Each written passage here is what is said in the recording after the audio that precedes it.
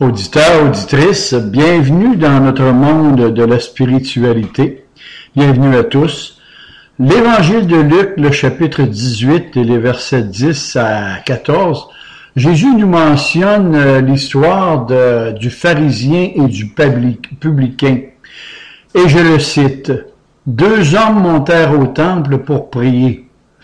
L'un était un pharisien et l'autre un collecteur d'impôts.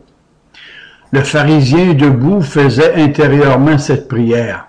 « Ô Dieu, je te remercie de ne pas être avare, de ne pas être malhonnête et adultère comme tous les autres hommes, et en particulier comme ce collecteur d'impôts là-bas.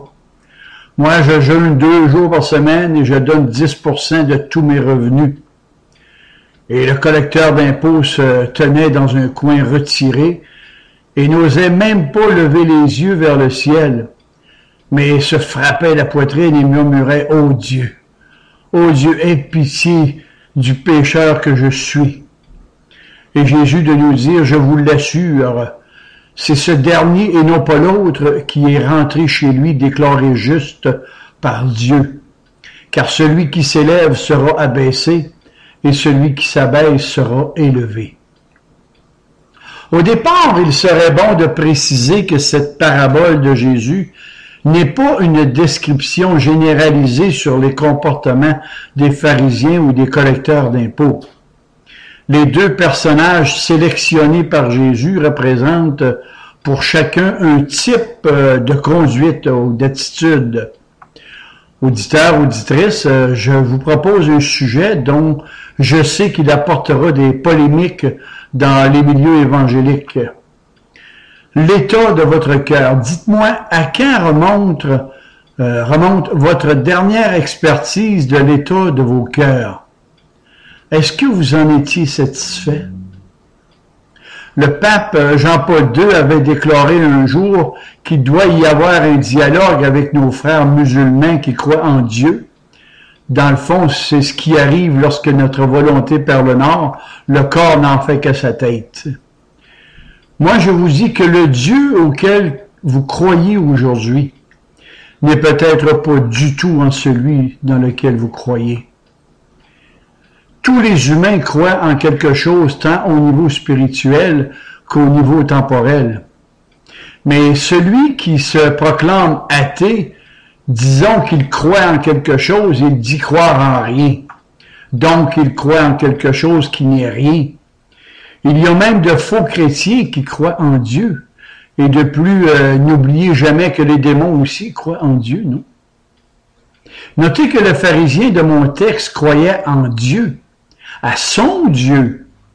Et notez aussi qu'il ne prie pas. Oh que non, il ne prie pas. Il fait l'étalage de ses mérites et il n'a rien demandé à Dieu. Vous savez, on a tellement l'habitude de condamner le pharisien orgueilleux qu'on a toutes les misères du monde à réaliser que cette image que Jésus nous a racontée peut être notre propre représentation. Jésus nous a raconté cette histoire parce que c'est de nous qu'il parlait. Regardez autour de vous de manière attentive et je suis convaincu que vous allez vous reconnaître.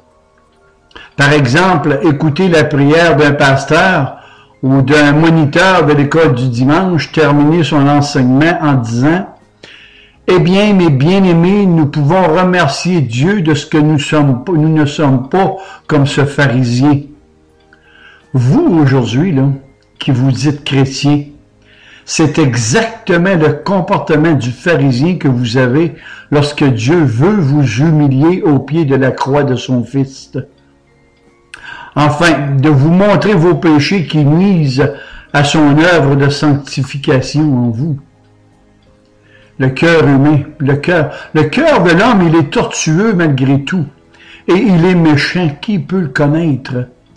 Moi, le Seigneur, j'éprouve le cœur et je sonde vos pensées pour rendre à chacun selon ses voies, nous dit Jérémie 17.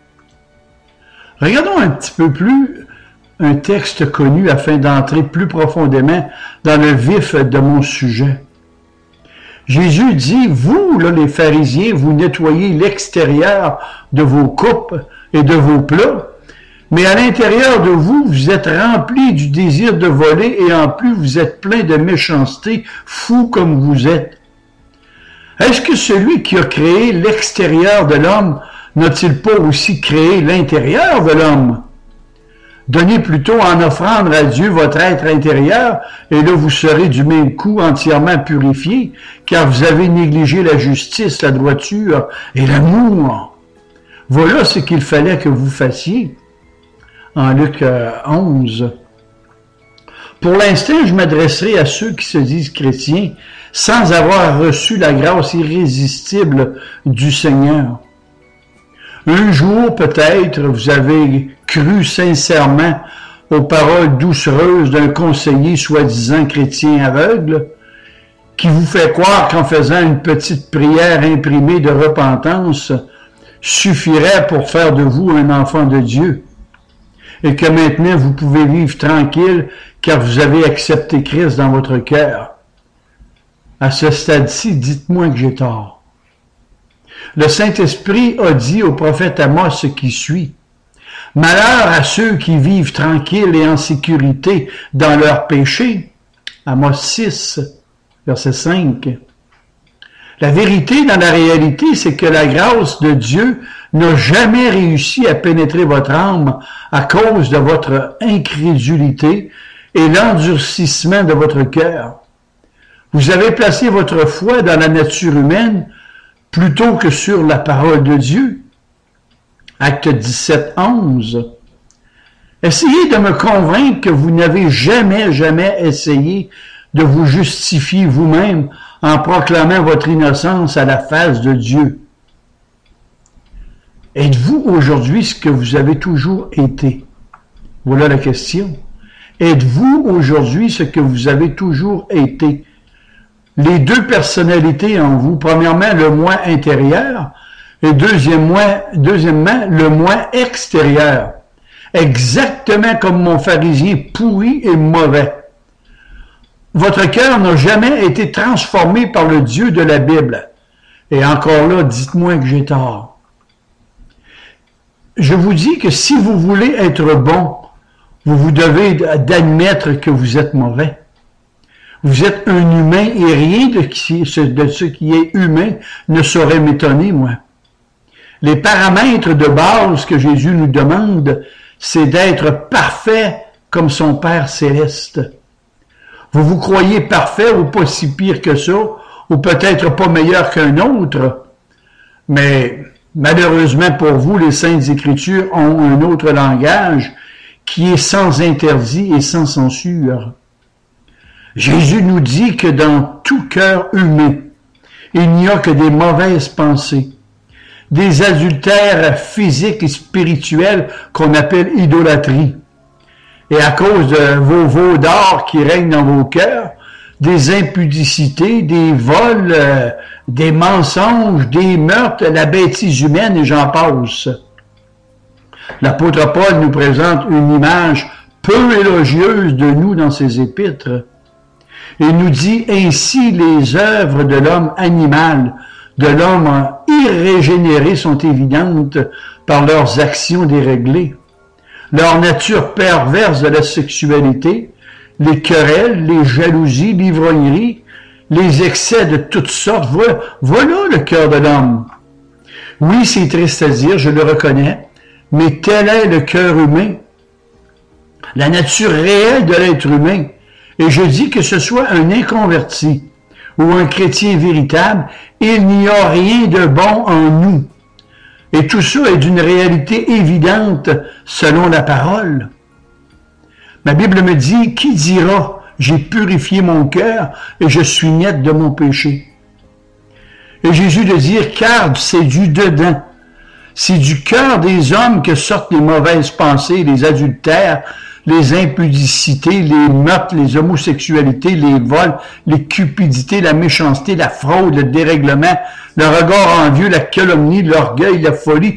Toutes ces choses mauvaises sortent du dedans de l'homme et le souillent. Et un peu plus loin, ma Bible me dit, si nous disons que nous n'avons pas de péché, nous nous séduisons nous-mêmes et la vérité n'est pas en nous. Hein? je dirais que la seule chose belle, la seule chose gracieuse et merveilleuse dans le cœur du croyant régénéré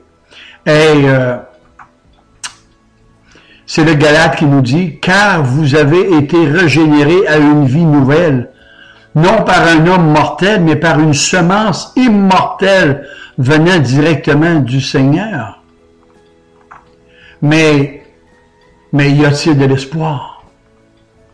Dieu veut et insiste sur le fait que nous reconnaissions vraiment ce qu'est notre nature humaine, afin que dans notre désespoir extrême et un véritable brisement nous amène à reconnaître que notre seul espoir de salut ne réside qu'en la personne de Jésus-Christ.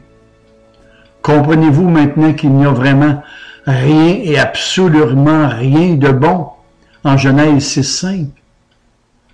Et devant la description divine sur le cœur de l'homme, c'est là que nous devons saisir la portée des paroles du pharisien religieux qui disait « Je te rends grâce de ce que je ne suis pas comme les autres hommes pécheurs et corrompus. » Ce pharisien religieux se déclarait pur, se déclarait innocent de choses mauvaises que Dieu voit dans le cœur humain. Ce pharisien voulait dire sans aucun doute possible que tous ses péchés sont dans le cœur des autres, mais pas dans le sien. Et notez aussi que la religion de ce pharisien pourrait nous donner des leçons de morale et de bonne conduite. Et là-dessus, Jésus nous a dit que si toute votre justice ne surpasse pas celle des scribes et des pharisiens, nous n'entrerons pas dans le royaume de Dieu. La sincérité n'est pas la vérité.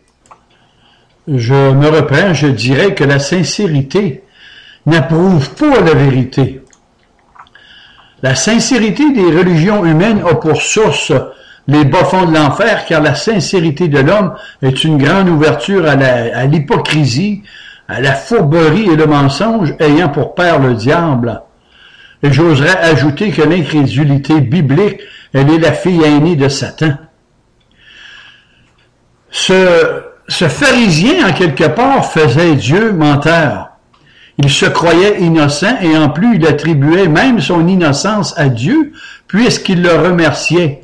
Il avait du front tout le tour de la tête et sans le savoir, il était chauve spirituellement. Il était nu et misérable dans son propre cœur. Dites-moi, êtes-vous comme ce pharisien aujourd'hui? Si votre réponse est oui, je peux en toute tranquillité louer le Seigneur pour vous, car en lisant mes commentaires ou en écoutant mes commentaires, je peux, avec l'aide de Dieu, le Saint-Esprit, vous diriger, ou plutôt, Dieu vous dirigera vers celui qui peut vous placer en toute sécurité. Et il veut vous sauver.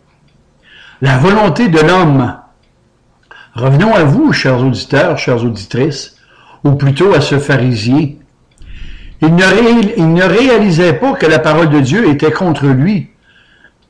Et en contrepartie, si le publicain, le percepteur d'impôts, se frappe la poitrine en confessant ses péchés à Dieu, car ce n'est pas que ses péchés soient pires ou moindres que ceux du pharisien, mais simplement parce qu'il a compris que dans tout ce que Dieu dit est vrai. Il est vrai pour lui. Une pensée me vient à l'esprit en vous racontant ces choses spirituelles. Dites-moi, d'où pensez-vous que provenait la repentance du publicain? D'où pensez-vous que provenait la repentance du publicain? De sa religion? De ses croyances? De sa sincérité? De son propre cœur? Jamais. Oh que non, jamais.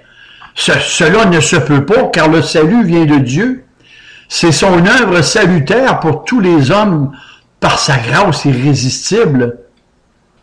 Je ne veux pas m'aventurer sur ce point de doctrine, car j'aurais peur de vous perdre dans mes réflexions, mais je vous recommande mon message numéro 18, le salut par grâce, sur mon site.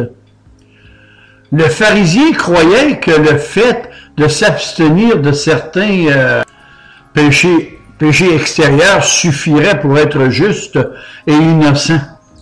Il n'a pas encore saisi que Dieu ne regarde pas à ce qui se voit, mais Dieu regarde directement au cœur, dans votre propre cœur.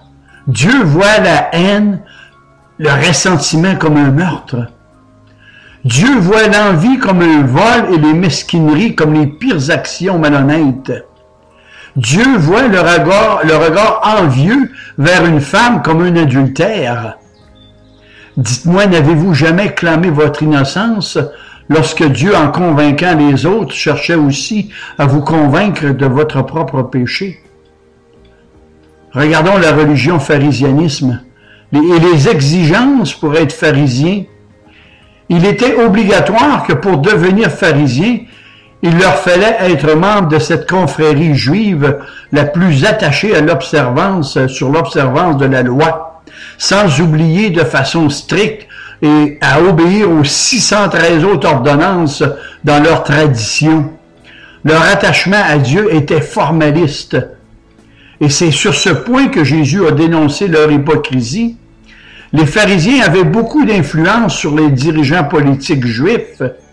Ils étaient membres d'un grand conseil du Sanhédrin et rendus à ce stade, il lui fallait être marié. D'ailleurs, le plus bel exemple de ce pharisien est l'apôtre Paul. Ces religieux dirigeaient dans toutes les synagogues et dans le temple de Jérusalem. Ils en étaient les interprètes officiels de la loi.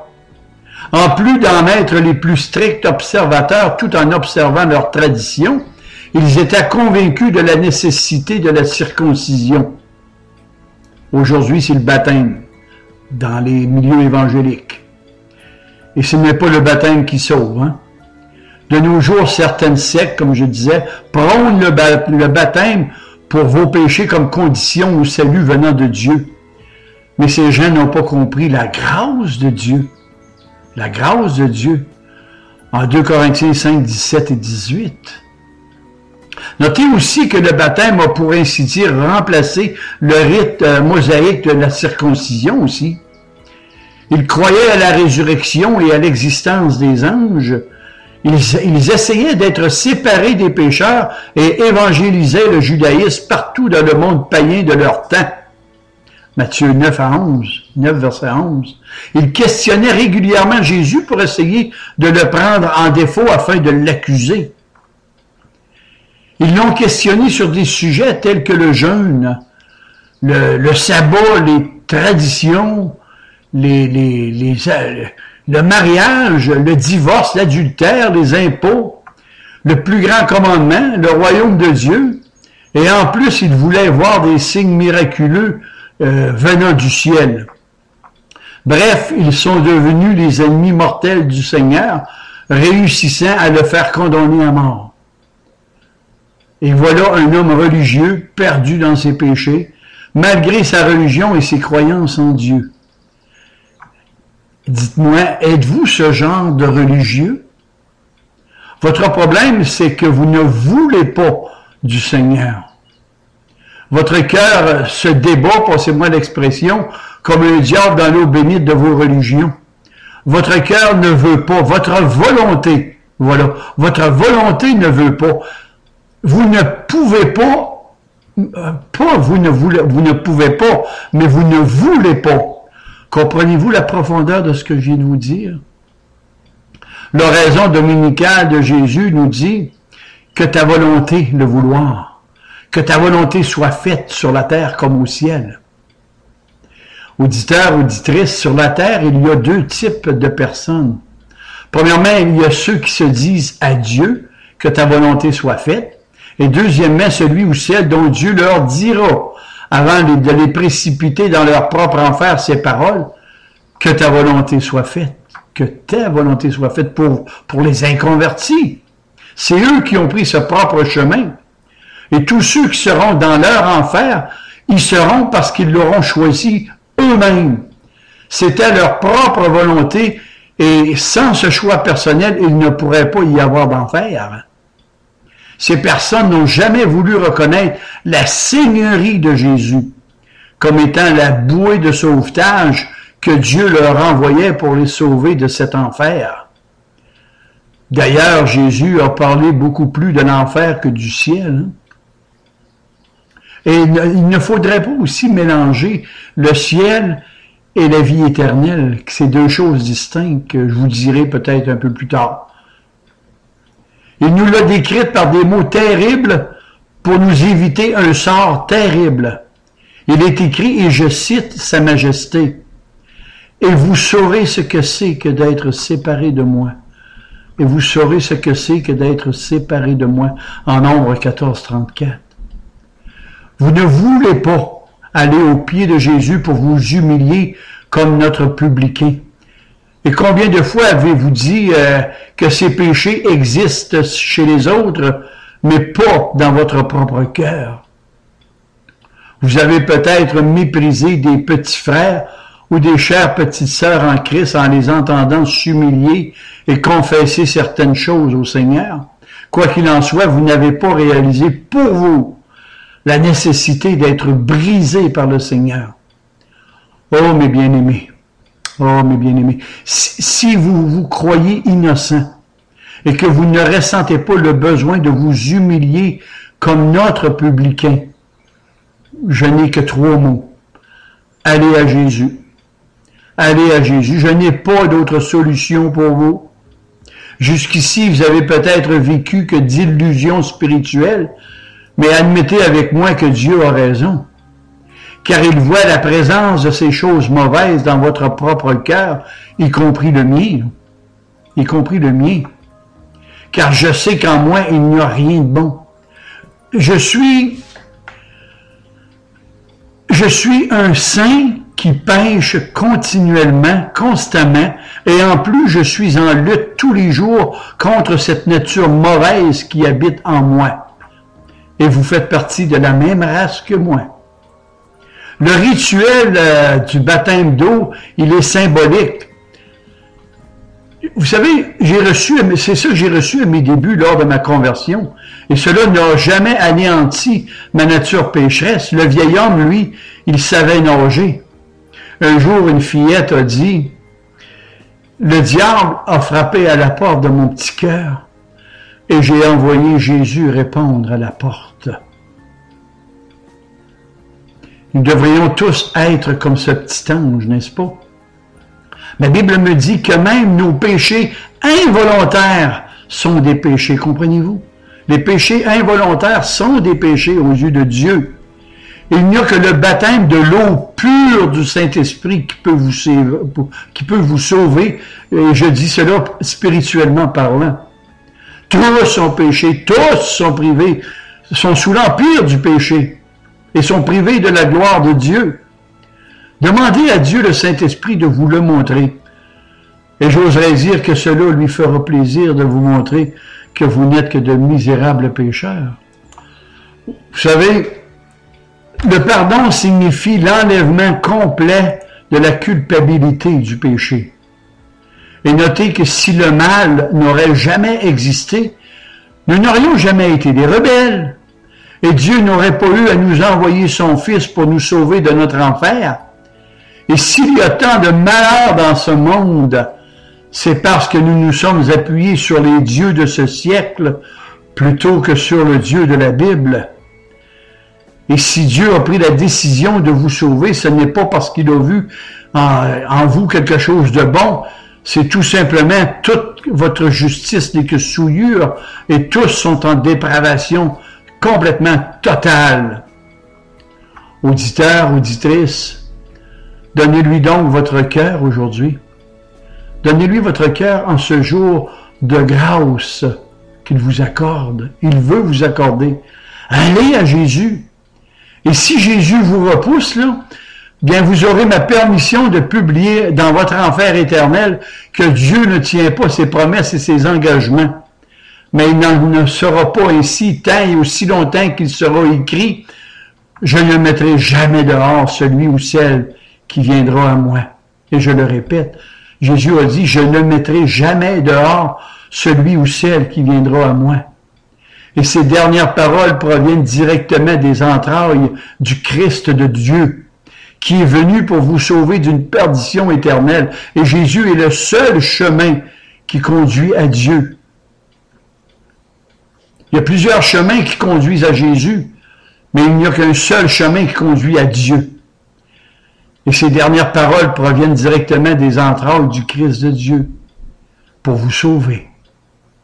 Je vous dis, moi, que seule une profonde soif de communion avec Dieu peut vous faire crier vers lui pour qu'il vous éclaire de son admirable lumière. Et j'ajoute qu'il vous éclairera lui-même pour pouvoir marcher avec lui dans son évangile éternel. Aujourd'hui, est-ce que vous voulez aller à Jésus? Je vais essayer d'être plus explicite dans mes paroles. Acheminez-vous vers sa croix. Allez à ses pieds ensanglantés et reconnaissez que le sang qui a été versé sur le calvaire, c'était pour vous. Oui, vous, le pharisien religieux, va à Jésus comme ton collègue Nicodème, dans Jean chapitre 3, un chef religieux. Incline ton cœur près du sien, car le salut de ton âme ne se trouve que dans les veines et dans les artères du Christ de Dieu. Cet agneau de Dieu qui a été immolé pour toute cette masse hideuse de tes péchés qui se repose dans ton cœur. Oh oui, mon frère. Oh oui, ma sœur. Va à Jésus aujourd'hui. La confession du publicain ne fait que de donner raison à Dieu. Il a reconnu que Dieu a vu en lui sa culpabilité. Dieu lui a sans doute montré le châtiment qui s'était attiré par ses péchés. Néhémie, dans l'Histoire sainte, nous dit, « Seigneur, tu as été juste dans tout ce qui nous est arrivé, car tu t'es montré fidèle et nous avons fait le mal. » Et sur ce dernier point, bien, je vous propose le sermon numéro 5, la vraie repentance, sur mon site Internet. C'est là et pas ailleurs le fond de toute véritable confession de péché et de tout brisement authentique. Auditeurs, auditrices, s'il se passe quelque chose d'étrange dans votre cœur aujourd'hui, par les paroles que je vous dis, les paroles de la Bible, allez immédiatement aux pieds de Jésus, car Dieu est en train de faire son œuvre de grâce et de miséricorde dans votre cœur. David a pleuré en disant, « Seigneur, j'ai péché contre toi seul, et j'ai fait ce qui est mal à tes yeux, de sorte que tu seras juste dans ta sentence et dans ton jugement. » Mes frères, mes chères petites sœurs dans le Seigneur, ne craignez pas de faire une telle confession et ne pensez aucunement que cela va déshonorer le Seigneur. Au contraire, vous allez le glorifier de cette manière en arrivant au point d'où vous allez cesser de vous canoniser. Sachez que c'est Jésus qui va devenir votre sanctification le jour même d'où la vie de Jésus deviendra la vôtre. Comprenez-vous ce que je vous dis? Mais regardons d'un peu plus près le publicain de mon texte. Il fit beaucoup plus que de donner raison à Dieu. Il a fixé ses regards sur le sacrifice de l'autel. C'est comme ça qu'il a trouvé la paix avec Dieu par ses paroles. « Ô Dieu, sois apaisé envers moi qui suis un misérable pécheur. » En d'autres termes, il dit au Seigneur, « Sois-moi favorable, sois-moi propice dans le sens propitiation, dans le vrai sens du terme de propitiation. Sois-moi favorable, sois-moi propice, dit le Seigneur. » C'est ce qu'il a dit au Seigneur. En ce temps-là, le Juif n'avait qu'un seul moyen d'apaiser la colère de Dieu. Et ce n'était que par un sacrifice. Et je suis même prêt à croire qu'au moment précis d'où il avait probablement offert un agneau pour l'Holocauste sur l'autel, Dieu a parlé à son cœur. Il en est de même pour chacun de vous aujourd'hui. Vous ne pourrez jamais arriver à cette attitude de brisement sans que Dieu lui-même vous dévoile cet agneau de Dieu offert en sacrifice sur la croix du calvaire pour vous. Oui, Seigneur, tu as raison, et tout cela m'indique que je ne suis qu'un misérable pécheur. Voilà, mes chers amis, le genre de comportement de personnes que Dieu a déclaré justifiées. Ils habiteront avec lui dans les lieux élevés et dans la sainteté. N'est-ce pas extraordinaire de constater que des enfants de Dieu connaissent ce genre de réveil spirituel sur la terre? Cet évangile de Jésus-Christ, sa parole, voilà cette bonne nouvelle pour vous. Viens, Seigneur. Viens et brise-moi afin que je me courbe et que je meure comme ton Fils lorsque sur le Golgotha il baissa volontairement la terre pour un pécheur tel que moi. Et cependant, on ne meurt pas à soi-même une fois pour toutes. Le brisement initial est constamment suivi par de nouveaux brisements. mutandis, revolvere ad imo pectare, ce qui veut dire faire tous les changements nécessaires, retourner du plus profond de notre cœur avec une entière franchise tout en exprimant notre haine pour le péché. Et sans Jésus, vous ne pouvez rien faire. Je termine en disant, mon petit frère en Christ, ma petite princesse dans le Seigneur, que vous avez le libre choix maintenant, soit de faire comme le pharisien, c'est-à-dire de protester de votre innocence, et de rentrer dans votre maison sans avoir reçu de bénédiction, l'âme desséchée et séparée de la communion avec votre Seigneur et votre Sauveur, ou de faire comme le publicain, de donner raison à Dieu et de là entrer dans sa paix, sa communion et avoir la victoire par le sang de Jésus-Christ. Et pour tous les autres auditeurs et les autres auditrices, je n'ai que 3 mots pour vous. Allez à Jésus. Peut-être aura-t-il pitié de vous et vous accordera sa grâce irrésistible. Peut-être, je ne sais pas. Amen et amen, et que le Seigneur vous bénisse.